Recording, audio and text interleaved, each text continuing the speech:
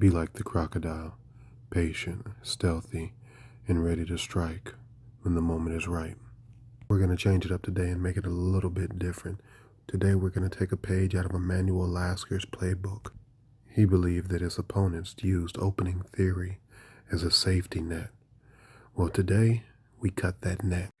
Welcome back. Today I got something a little bit different for you. Today we're going to do our best imitation of Emanuel Lasker. We're going to take a page out of his playbook, and instead of just solely attempting to play the board, we're also going to play the man here. By utilizing unorthodox openings, we're going to drag our opponent into deep waters, forcing them away from their opening theory and their opening preparation and into a world of discomfort where only calculation is going to survive. This is a fun game where we get to look at a lot of typically not seen play. We get to work on maneuvering here. We get to, you know what, you don't want to hear me talk about it. Let's just get into it, right? So here we go. We start off with the e4, the e5, and the opponent goes immediately into a Alekine's defense, or Alekine, however you properly pronounce it. I play e5. Now, I do not want to play down the opening line. I know that my opponent knows the opening line better than I do. And I happen to play against this individual all the time outside of tournament play. So here we are, and I don't want to push for what he knows. Instead, I want to ask that age-old question. Do you know how to play chess, or do you know how to memorize lines? Here we go. So I play knight f3, and I'm trying to break the line as much as I can. He plays continuing down that main line. And here we are, right? Our best imitation of Emanuel Lasker, where I am intentionally pulling myself out of the line, pulling myself away from the best move possible in order to induce fear and unease. Now we turn it from the regular Alekine into how well do you play chess? Here we go. He captures back, I capture. So I get that centralized knight right off the bat. Both the bishop and the knight are working together to go after that f7 square. Again, not the pawn, the square. We want the square. The square. We look at it like real estate. It's not about what's sitting there. It's about what can be built there, right? Here we go. So he pushes the e6 pawn, and immediately what I've noticed is that he's blocking him that light squared bishop, potentially saving it for the end game, where it might be a problem for me later. But in the process, he's going to gum up his development a little bit, making it a little bit harder for him to get these pieces out quickly. Now, immediately what I'm looking at is what looks like a French or a Sicilian, an E6 Sicilian, forgive me because I don't know the name, where he's going to push this e6 pawn, and then he's going to launch that c5 pawn to try to help him potentially control this d4 square. It's something I'm thinking about. A castle. He pushes g3 here, and I was really surprised by this because I see all these pawns on light squares, and immediately what comes to my mind is I know that these dark squares have to be weak. The light squared pawns the pawns are residing on light squares, so the dark squares have to be weak. So I'm thinking, how do I get this dark squared bishop up and into the fight so it can help me pin my opponent down and hurt my opponent? Instead, I move the knight up, and I don't believe this is the best move for me. Forget about what the computer says here.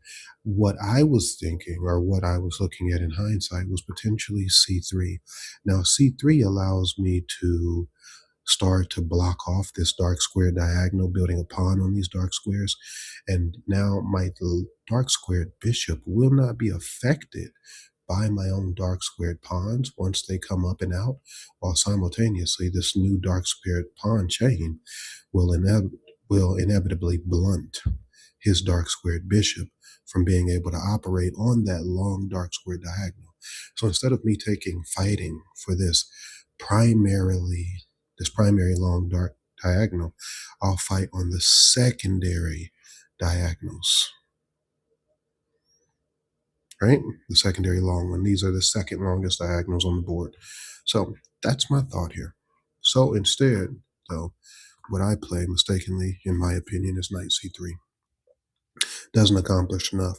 I'm thinking about the trade. I'm thinking about accepting these double pawns and potentially having more occupancy in the center, and then trying to build the blind or the pawn chain that way.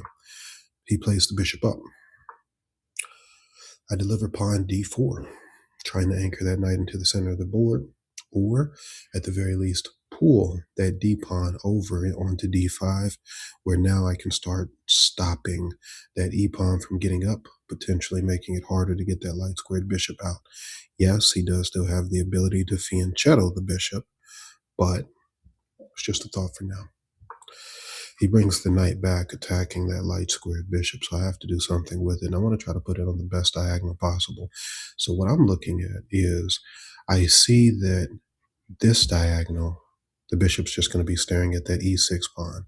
But I notice that if I pull it back to e2, I can reposition it to f3 and then potentially run it down that long light square diagonal to have more control. So that's what I do. Pull it back to e2. My opponent plays the castle. We get the bishop out. Dark squared bishop comes out, allowing the rook to get out now.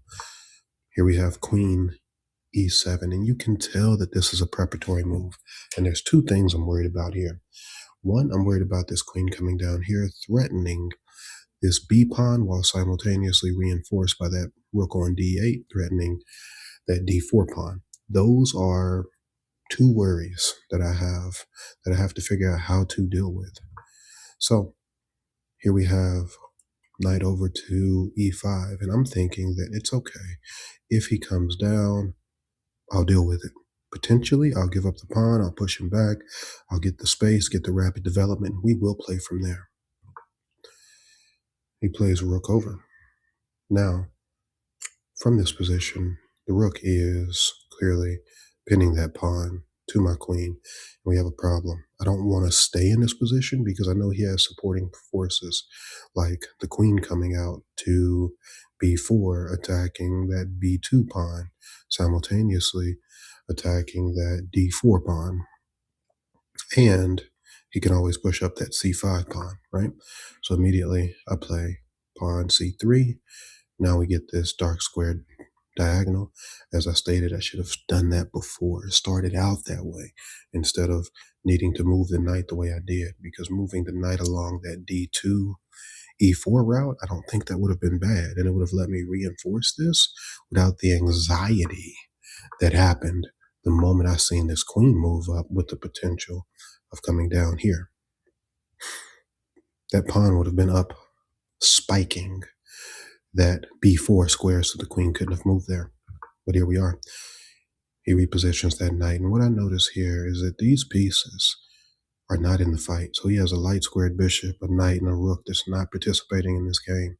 So if I can get my pieces into the fray, it should be overwhelming for me to use them to go and attack my opponent. Right? So I pull bishop back. This was my mistake. It happens to all of us, and this one was mine. There are many like it, but this one is mine. So he doesn't notice it, though, right? He doesn't see that I have faltered. We get into the analyst a little bit, and it says that clearly the best possible move, which nobody has a computer analyzing next to them, or they shouldn't while they're playing.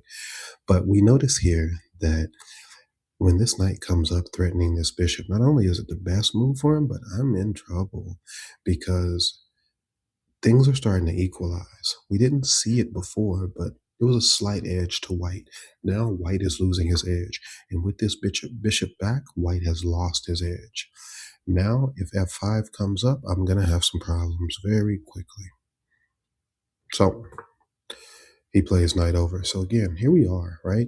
He's gumming up his own development. Yes, he's getting the knights into the fight, but that light squared bishop isn't helping. And if the light squared bishop isn't helping, believe that the rook is out of the fight too. So he has two pieces that he's essentially handicapping himself for this game.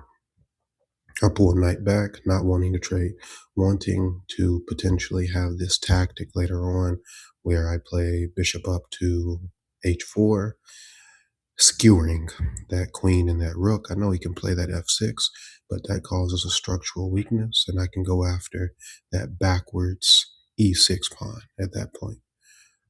So trying to induce that weakness inside of my opponent's camp. Now he sees it and he plays this h6. That's where in the event that I want to play the bishop, he can immediately stifle it. And it was at that point I should have noticed. I should have thought to myself, hey, that move seems kind of premature. Maybe something else is going on. But I quickly surmised that what he's doing is using it just as a preparatory move to block it in the event that I drop the bishop on h4. But I was wrong.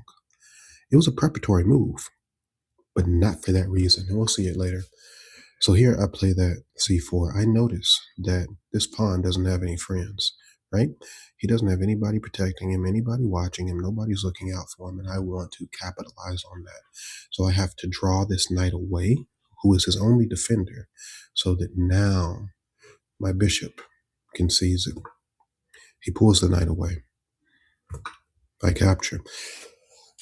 And I thought my opponent did a great job here, because what he does is notice that what could have happened is simply rook over, and now I bring the knight in.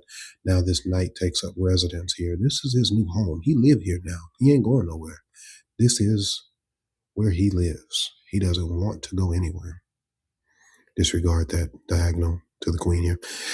So that could have happened, or maybe he decides to bring it all the way over. And now we pull that bishop back, skewing the queen and the rook, right? Bad news bears here. This isn't good.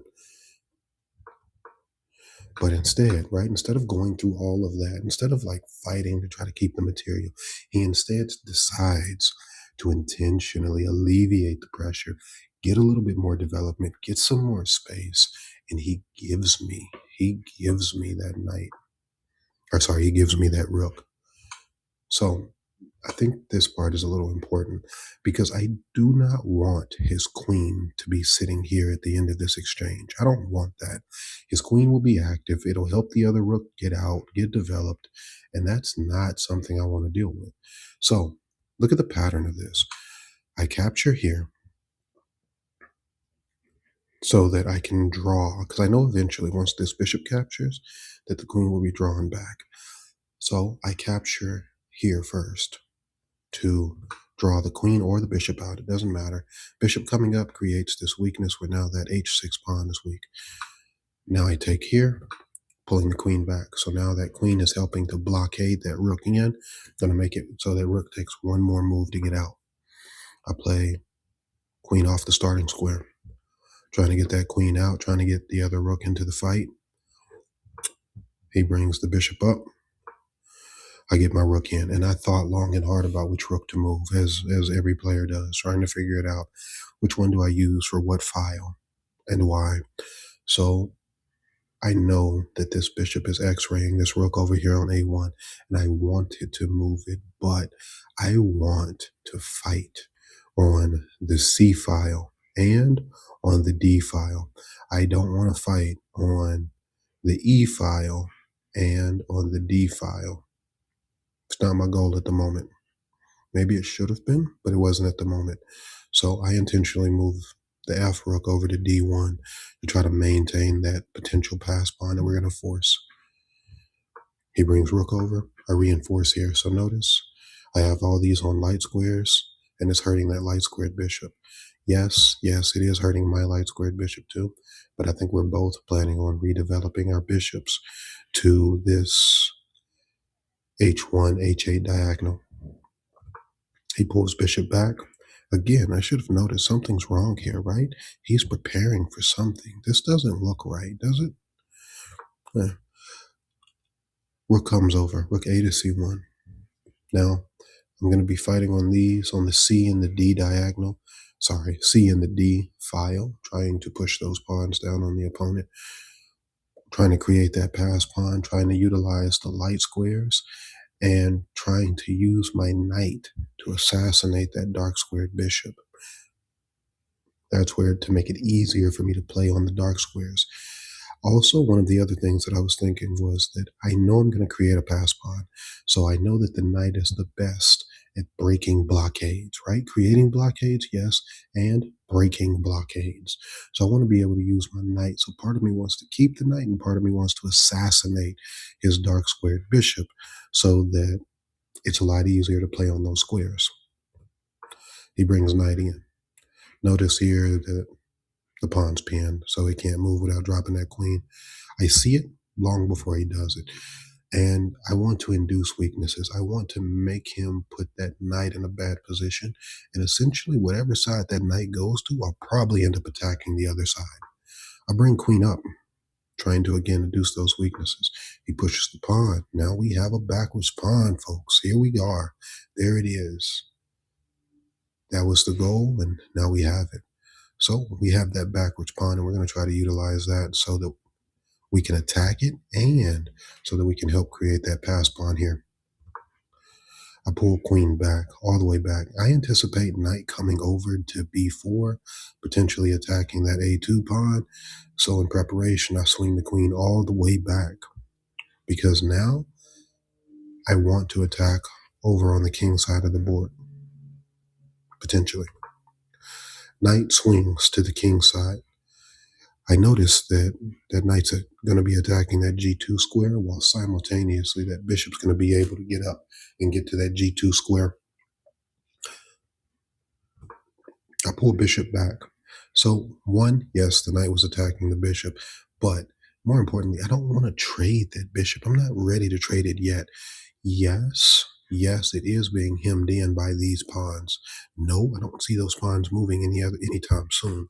But I think that I can still put this bishop on this long diagonal. So he pushes the pawn. Notice also a moment ago, this knight was trapped, right? He didn't have a home to go to. There was no squares for that knight to move. So yes, he was trapped. All it would have taken was one move.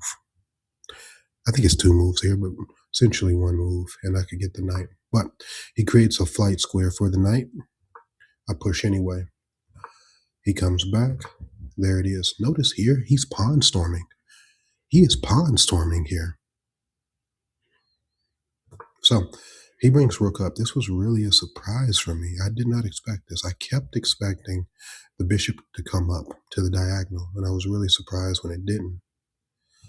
So I play queen up, d3. He pushes the pawn, trying to suffocate my position. We push. We push here, trying to create that pass pawn, and he pushes past. So yes, this is extremely intimidating looking at, especially knowing that that fork is coming. But now I have that pass pawn that I wanted, so we will maximize that. We've created the advantage. Now we will leverage the advantage.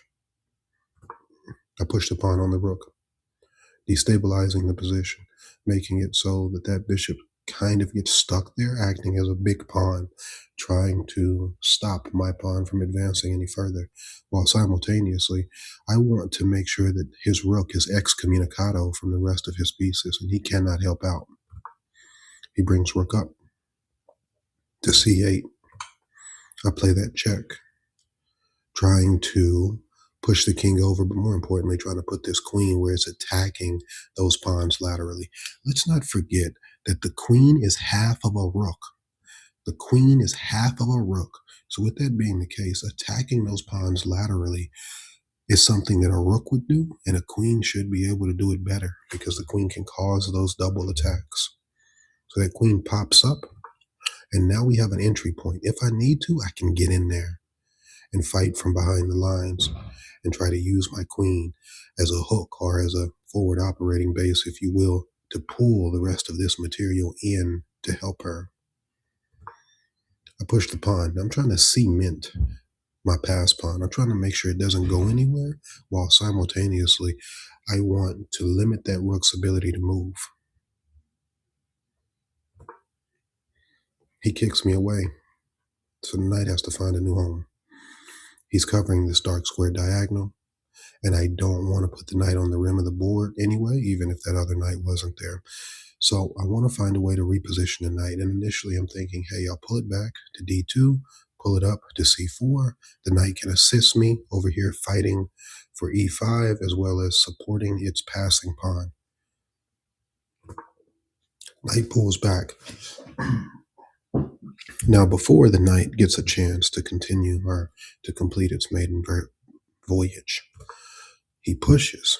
So notice, right? He's blocking off my dark squared bishop, my light squared bishop. He's also making it hard for me to use this rook over here on the E file. So I capture. I remove that. But remember that queen we put here to attack laterally? That H4 pawn doesn't have a defender. So once we pull that pawn out of the way, that F pawn, that H pawn will fall. And once it does, I'll be able to eliminate my opponent's daunting pawn storm. Remember this? How scary this looks? I'll be able to eliminate that right here. He captures. We capture. Now there's that check. So one, this pawn is hanging. That pawn's right behind that rook. We're x-raying that rook. And we're targeting that knight, while simultaneously the queen's attacking the king and that knight. So he has a problem. He pulls bishop up, blocking, simultaneously attacking that rook. Let's not forget that part. I capture. He plays queen up, defending that knight well. Here, I'm low on time, so I am not 100% sure what to do. And I started moving quickly in order not to lose on time, but at the same time, I'm looking to keep the tempo, keep the initiative. I want to keep pace. So I recapture. Yes, what it actually does is I'm giving up that light squared bishop, which is the only thing that's guarding the light squares next to my king. And that's a problem, especially when he still has a light squared bishop on the board. But I do it anyway. Capture. He captures back. He's letting that pawn run. Let's take advantage of it. I capture the pawn. Now I capture the pawn. It allows me to support the movement of that pass pawn to potentially getting another queen. Yes, he does get the opportunity to take this rook, but after everything is simplified, I will have 1, 2, 3, 4 extra pawns that he will have to deal with. Knight over. Queen back, depending that bishop, so the bishop can no longer take. Knight back. Rook over. I need to get these rooks back into play. They've done their job. They've walked those pawns well down the board, and now they need to reposition to continue to help. King back. He's trying to bait me into that check. I play the check. The knight rolls back. Now the rook is hanging, right? The rook will be hanging. And at that point, the queen would be hanging, right? So if I play this check, he swings back. Now I have a problem here. A problem. So we don't do that. Instead, what we play is rook over, stepping the rook out of the way, back behind that pass pawn. He plays bishop down. You can tell he's preparing for mate. And my only question is, I need to identify the weakness. Yes, these light squares are weak, but can he get there? As Tal said, a weakness is not a weakness if your opponent cannot exploit that weakness. So can he get to it? And the quick answer is no.